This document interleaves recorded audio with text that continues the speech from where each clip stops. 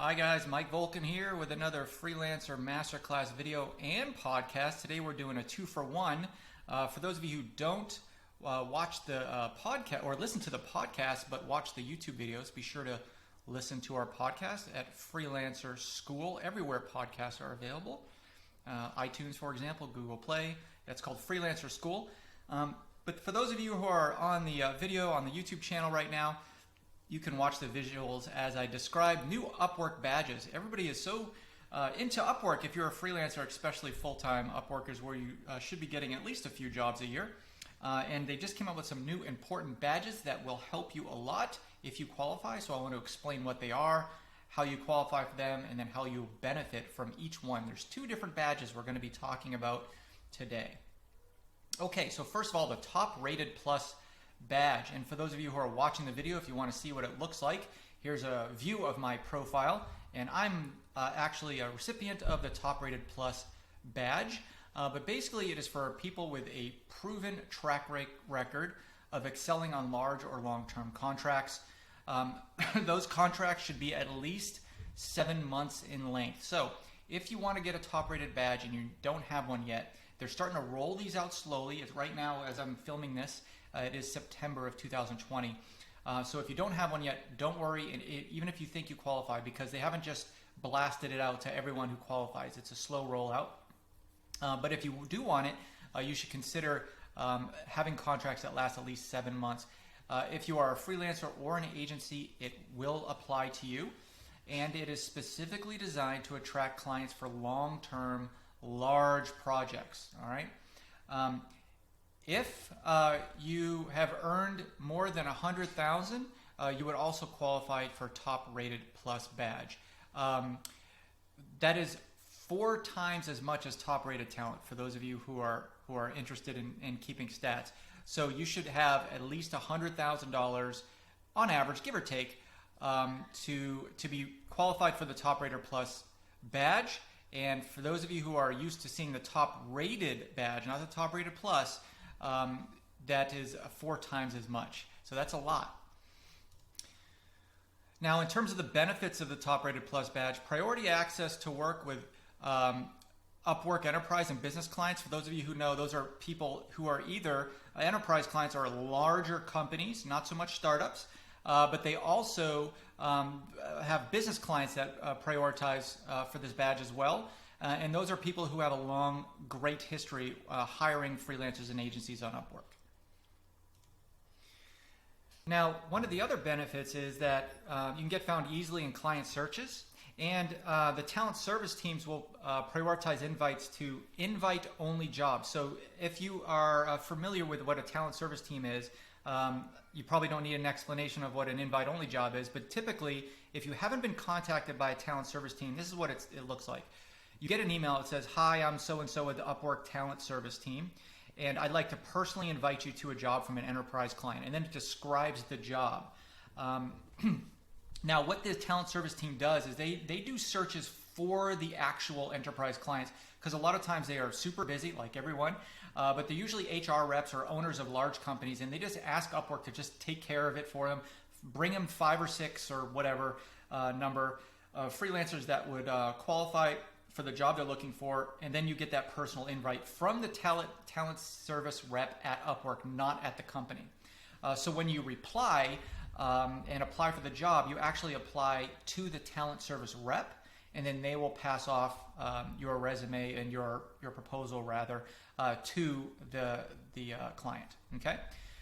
So obviously the last benefit listed here, if you're looking at the video, is the badge is displayed on the profile. So if someone is an enterprise Upwork client or a business client, they will see your profile or your badge on your profile. Okay. Now, the minimum requirements for the top rated plus badge as a freelancer is you have to have earned at least $10,000 in total earnings, and that's including all your contracts. And that is in the past 12 months, not year to date. That's a big question I get from a lot of my freelancer students is, that's year to date, right? I said, no, that's 12 trailing months. So if it's August right now, going back August, 12 months the previous year, okay?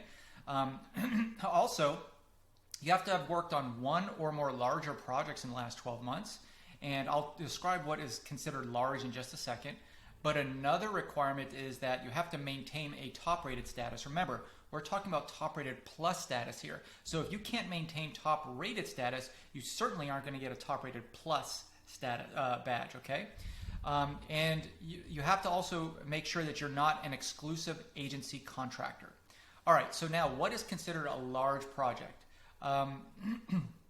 Number one, it depends on what skill or category you're in. So let's talk about the first one, design and creative, engineering and architecture. If you're in the legal or the translation or even the writing industry, writing alone accounts for, I don't know the exact stats, but I guess 20% of the overall freelancers on Upwork.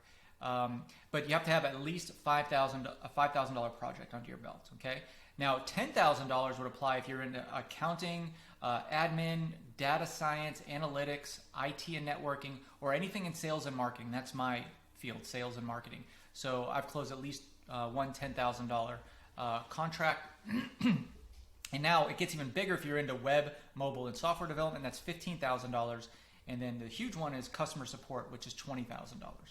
Not sure why, honestly, Upwork chose customer service at the largest, but there must be a reason, especially if you're dealing with enterprise clients, because often they have long-term projects for customer service reps. Now, how do you apply for top-rated status, or how do you get top-rated plus status as an agency? Well, instead of $10,000 as a freelancer, you're looking at $20,000 now in total earnings. All right, you worked on one or more large projects in the last 12 months, and no more than 10% of the contracts have negative outcomes. It's very important. What is considered negative? I'm not sure. We'd have to find out from Upwork, but my guess is it's probably 3.5 stars or less, okay, on average. And that's less than 10% of your contracts. You have to maintain, of course, a top-rated status. That's given if you're going for top-rated plus status. And then also, you have to be considered, in order to be considered for large projects, you have to have the following minimum requirements. In design and creative, engineering and architecture, legal and translation and writing, it's $10,000 as an agency instead of $5,000 as a freelancer. Accounting consultant, admin, consumer service, or customer service rather. Data science and analytics, IT, sales and marketing, $20,000 this time. Remember, agencies usually bring on larger projects. That's why it's usually double what you would see on a freelancer requirement. Okay, now $30,000 is for web, mobile, and software. Noted how Upwork had reversed customer service is now down to $20,000 as in the second category, as opposed to being in the top most expensive category as a freelancer.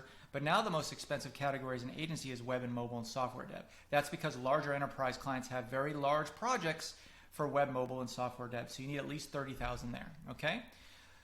Now the other badge is the expert vetted badge. Now this isn't so much better or higher in status than the top rated plus, but it does have some differences. Okay. First of all, it's specifically designed for talent that has deep experience in their field, on or off Upwork. They have to participate in a rigorous pre-screening process, and the talent has a strong combination of expertise and soft skills. Now, some of you might be asking, what is a soft skill? So there's lots of different skills that aren't easy to measure. Time management, networking, teamwork, creative thinking, conflict resolution. Okay, so those are some examples of some soft skills. Now, an expert vetted badge is prioritized for clients in Upwork Enterprise and the business plan whose average project value is over $8,000. All right. So the benefits of having this badge is you'll easily stand out, of course, and find qualified work with top clients on Upwork's enterprise and business plans. And you also have priority access to work with clients on Upwork enterprise and business plans. And you'll develop a personal relationship with an Upwork talent manager who helps match you to opportunities aligned with your goals. That could be a big benefit. Knowing an Upwork talent manager on a first name basis will get you a lot of work. Okay, so the minimum requirements. First of all, you can only be invited to the expert vetted badge. So you will specifically get an email from Upwork, as I did for the expert vetted badge. Now I'm already a top rated plus, but I guess they're going to switch me out to an expert vetted. Again, one isn't higher than the other, I don't think. But at the very least, I did get an email saying that I have been invited to the Expert Vetted program. You do have to pass a rigorous pre-screening process, which may include a portfolio review. If you're a coder, some kind of coding test. You'll have to go through an interview, which I'm assuming will test some of your soft skills, which is somewhat arbitrary. I don't think there's really a hard way to measure that, but I'm sure there's a panel that will evaluate you. And other steps relevant to your area of expertise will be tested as well. Okay, so hey, Expert Vetted, Top Rated Plus, whichever one you get is going to be awesome for your career as a freelancer and a consultant. I hope this cleared up some of the confusion around the new badges, especially the questions that I've been getting lately on it.